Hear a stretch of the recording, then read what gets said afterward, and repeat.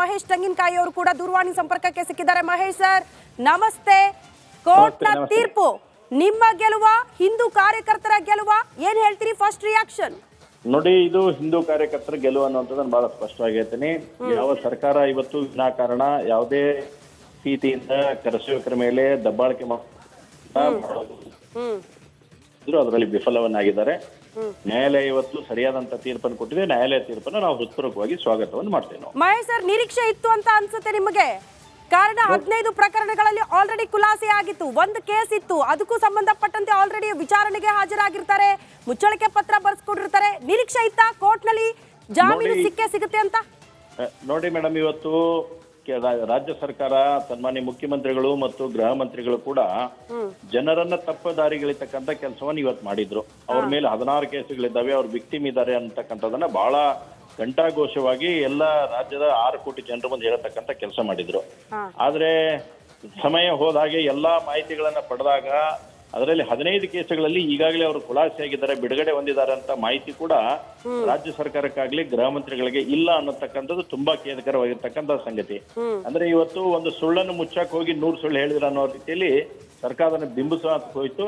ಆದ್ರೆ ನ್ಯಾಯದ ಪರವಾಗಿ ನಿಲ್ಲುವ ಮುಖಾಂತರ ಇವತ್ತು ಶ್ರೀಕಾಂತ್ ಪೂಜಾರಿಗೆ ಜಾಮೀನಾಗಿರುತ್ತೆ. ಇದಕ್ಕೆ ಸಾಕ್ಷಿ ಅನ್ನುವಂಥದ್ದನ್ನ ಈ ಸಂದರ್ಭದಲ್ಲಿ ಹೇಳಕ್ಕೆ ಅಲ್ಲ ಮಹೇಶ್ ಸರ್, ಈಗ ರಾಜ್ಯ ಸರ್ಕಾರ ಗೃಹ ಸಚಿವರ ದಿಕ್ಕು ತಪ್ಪಿಸುವ ಪ್ರಯತ್ನಗಳಾಯ್ತಾ? ತಾವು ದಿಕ್ಕು ತಪ್ಪೋದಲ್ಲದೆ ಜನರ ದಿಕ್ಕು ತಪ್ಪಿಸುವ ಪ್ರಯತ್ನನ ಇದು ಅಂತ ಏನ್ ಹೇಳ್ತೀರಿ ಬೆಳವಣಿಗೆಗೆ?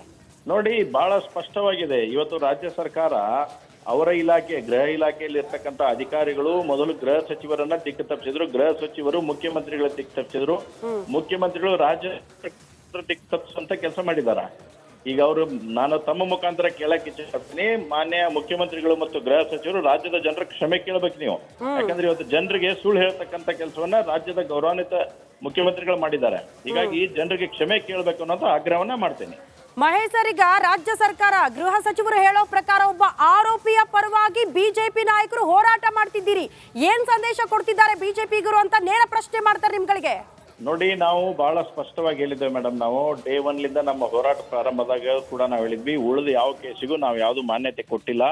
ಕೇವಲ ಅಯೋಧ್ಯೆ ರಾಮ ಮಂದಿರ ವಿಷಯಕ್ಕೆ ಸಂಬಂಧಪಟ್ಟಿರ್ತಕ್ಕಂಥ ಒಂದೇ ಒಂದು ಕೇಸಿಗೆ ನಾವು ಹೋರಾಟವನ್ನು ಮಾಡಿದ್ದೇವೆ ಅಂತಕ್ಕಂಥದನ್ನ ಬಹಳ ಸ್ಪಷ್ಟವಾಗಿ ಹೇಳಿದ್ವಿ. ಇವತ್ತು ನಿಜವಾದ ಸಂಗತಿ ಕೂಡ ಬಯಲಾಗಿದೆ. ಅವ್ರ ಮೇಲೆ ಇರ್ತಕ್ಕಂಥ ಎಲ್ಲಾ ಕೇಸುಗಳಲ್ಲಿ ಕೂಡ ಅವ್ರು ಖುಲಾಸೆಯಾಗಿ ಹೋಗಿದ್ದಾರೆ. ಇವತ್ತು ನಿಮ್ಮ ರಾಹುಲ್ ಗಾಂಧಿ ಅವ್ರ ಮೇಗೂ ಕೇಸ್ ಅದಾವ, ಸೋನಿಯಾ ಗಾಂಧಿ ಅವ್ರ ಮೇಗೂ ಕೇಸ್ ಅದಾವ, ಡಿ ಕೆ ಶಿವಕುಮಾರ್ ಮೇಗೂ ಕೇಸ್ ಅದಾವ, ಅವ್ರು ಇನ್ನೂ ಖುಲಾಸೆ ಆಗಿಲ್ಲ. ಆದ್ರೆ ಶ್ರೀಕಾಂತ್ ಪೂಜಾರಿ ಅವರು ಎಲ್ಲಾ ಕೇಸಿನಿಂದ ಖುಲಾಸೆಯನ್ನು ಹೊಂದಿದ್ದಾರೆ ಇವತ್ತು. ಹೀಗಾಗಿ ಅವ್ರಿಗೆ ಇವತ್ತು ನ್ಯಾಯಕ್ಕೆ ಸಿಗ್ತಕ್ಕಂತ ಆಗೈತಿ. ಮುಖ್ಯಮಂತ್ರಿಗಳು ಮತ್ತು ಗೃಹ ಮಂತ್ರಿಗಳು ರಾಜ್ಯದ ಜನರ ಕ್ಷಮೆ ಕೇಳಬೇಕನ್ನೋಂತ ಆಗ್ರಹವನ್ನು ನಾನು ಮಾಡ್ತೇನೆ.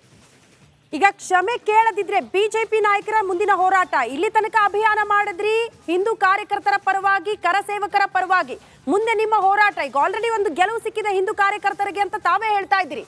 ಈಗ ಕ್ಷಮೆ ಕೇಳೋ ತನಕ ಹಾಗಾದ್ರೆ ಹೋರಾಟ ಇರುತ್ತಾ ಬಿಜೆಪಿ ನಾಯಕರದ್ದು?